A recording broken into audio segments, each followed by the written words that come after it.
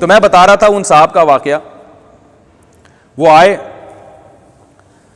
تو محترم نے جو ہے مجھے بتایا کہ ہماری بیگم صاحبہ نے کھلا لیا عدالت سے, الٹے سیدھے جھوٹے الزامات لگائے, کوئی گواہ تو تھے نہیں, بس خود ہی قسم اٹھائی, خود ہی گواہ. عدالت نے خلا کی ڈگری جاری کر دی, اور وہ خاتون میرے بچے کو لے کر مارکیٹ سے کیا ہو گئیں, شارٹ. اب ہم بچے کی کسٹڈی کے لیے ہم نے کیس کیا, الگ پیسے ملے, ہم وکیلوں کو الگ پیسے کھلائے.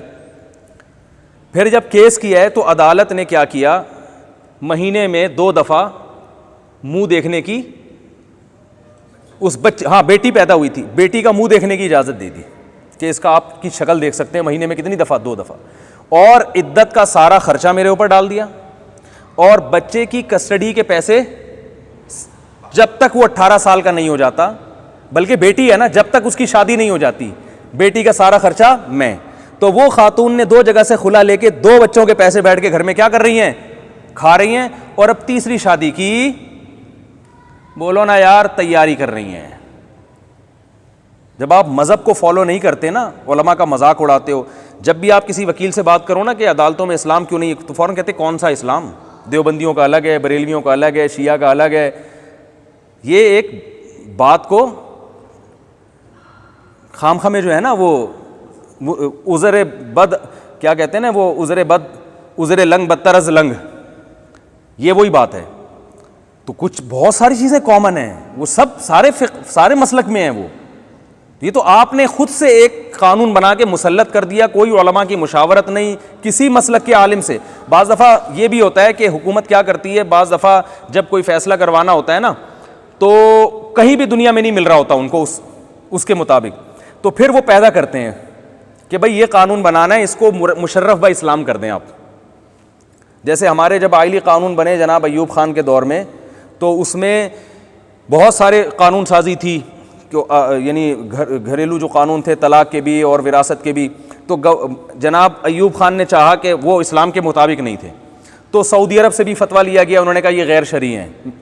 جتنے بھی دنیا کے علماء سے فتویٰ لیا گیا, ان سب نے کہا کہ طلاق کے جو احکام آپ نافذ کر رہے ہیں ان کا اسلام سے کوئی تعلق نہیں ہے. تو جامعہ ازہر سے ایک ریڈی میڈ مفتی صاحب کو بلوایا گیا, ان کو اسی وقت مفتی, جیسے ہمارے ایک دفعہ ایک وزیر اعظم بنے تھے, ان کے پاس پاکستان کی نیشنلٹی نہیں تھی, فیصلہ کر لیا ان کو بنانا ہے تو نیشنلٹی دے دو. اب کیا خیال ہے بھائی, وزیر اعظم بنانے کے لیے ان کو ID کارڈ دے دیا گیا. 50-50 دیکھا ہے آپ نے, بچپن میں آتا تھا تو ہم دیکھتے تھے, اس میں ایک عورت آئی شناختی کارڈ آفس میں آئی, کہنے لگی آپ نے مجھے بیوہ بھی لکھ دیا ہے, حالانکہ یہ میرے میاں کیا ہیں. بھائی بول لو یار, یہ میرے میاں کیا ہیں, یہ تو زندہ ہیں, تو آپ نے غلط لکھ دیا کاغذات میں. تو وہ جو بیٹھا ہوا تھا وہاں پہ, اس نے کہا آپ اس کو صحیح کرنا چاہتی ہیں نا, یہ بیوہ صحیح ہو جائے. انہوں نے کہا, بندوق نکالی, اس کے میاں کو گولی مار دی, بولا بیوہ ہو گئی, ختم. تو یہ بھی ایک طریقہ ہوتا ہے کہ آپ اپنی بات بجائے ڈاکومنٹ میں چینجنگ کریں, حالات کے لحاظ سے, حالات کو اپنے لحاظ سے کیا کر دیں, چینج کر دیں.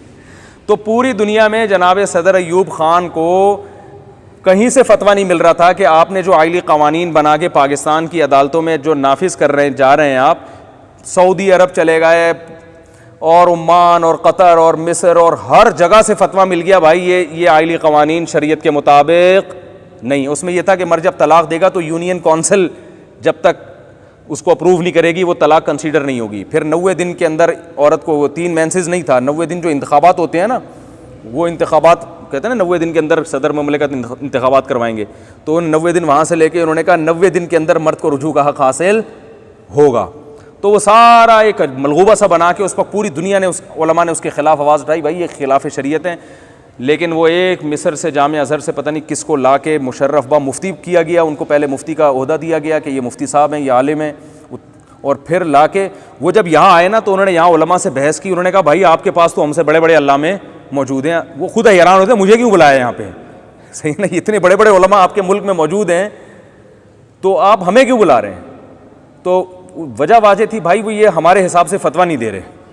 تو پوری دنیا میں دیکھا کون ہے جو ہمارے حساب سے دے سکتا ہے, تو اس کو مفتی بنا کے ڈگری مفتی کی جاری کر دی گئی, اور وہ زبردستی وہ آئلی قوانین ہمارے اوپر مسلط کر دیے گئے. وہ آئلی قوانین میں ایسے بے جان ہیں کہ جج بھی نہیں مانتے ان کو, وہ صرف کتابوں میں لکھے ہوئے ہیں, جج اس پہ فیصلہ کرتا ہی نہیں ہے, کر ہی نہیں سکتا, اس کو پتہ ہے کوئی بھی نہیں مانے گا. یہ اتنے ایک مزاحیہ قسم کے قوانین ہیں کہ اس کو ہمارا کلچر قبول کرے گا ہی نہیں. لیکن لکھا ہوا ہے کتابوں میں جو ہے نا کچھ بھی ہو سکتا ہے مستقبل میں, اور وہ زبردستی ہم پہ عملاً بھی مسلط کیے جا سکتے ہیں. تو یہ جو عدالتی خلا کا سلسلہ میرے بھائی چل رہا ہے, اس کا اسلام سے کوئی تعلق نہیں ہے. تو میں نے بتایا وہ خاتون نے دوبارہ نکاح کیا, اب دوسرا بچہ لے کے وہ اب پیسے کھا رہی ہیں, مزے سے پیسے اڑا رہی ہیں. اب تیسری شادی, یا ہو سکتا ہے ان کے پاس چوتھے نمبر پہ آئی ہوں, ان کو تو ایک کا پتہ ہے نا, ہو سکتا ہے 4 بچے اور ہوں گھر میں چھپا کے رکھے ہوئے ہوں, سب کا نان نفقہ بھی چل رہا ہے اور بچوں کی پیداوار بھی ماشاءاللہ حساب کتاب سے چل رہی ہے. اور اس آدمی کو یہ غم نہیں تھا کہ مجھ سے خرچہ لے رہی ہے, میری بچی کو مجھ سے چھین لیا, اس کو یہ تھا کہ جیسی فاحشہ یہ ہے میری بیٹی کو بھی ویسا ہی بنائے گی.